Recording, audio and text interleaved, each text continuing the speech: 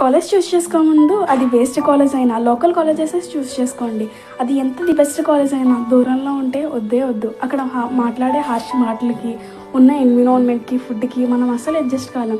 అందుకని ఈ మధ్యన నేను చాలా డిప్రెస్ ఫీల్ అవుతున్నాను. నాకు ఈ అన్నిటికీ ఒకే ఒక తెలిసిన full stop Arunachala Shiva. Holidays declare చేయగానే ఇంకా అరుణాచలం సోలోగానే వెళ్ళాలని ఫిక్స్ అయిపోయా. పుత్తూరు నుంచి తిరుపతి స్టార్ట్ అయ్యా.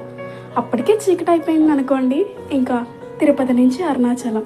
నాకు ఈ జర్నీలో అనిపించింది మా ఇంట్లోకి నేనంటే ఎంత నమ్మకమో కదా, ఈ టైంలో ఒకదాన్నే వెళ్ళొస్తానన్నా ఎంత ధైర్యంగా పంపిస్తున్నారో కదా అని. అయినా నన్నేం పట్టించుకోకుండా వదిలేయలేదు అనుకోండి. అంతా ఫోన్స్లోనే నడిపించారు. ఇంకా అరుణాచలం వెళ్ళేటప్పటికి 12:30.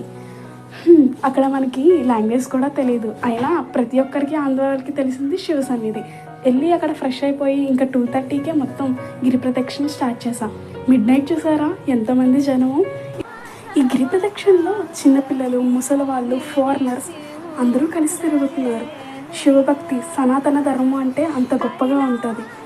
నాకు తెలుసు ఏదేమైనప్పటికీ నా శివుడు ఎప్పుడూ నా చెయ్యి వదలడు అని.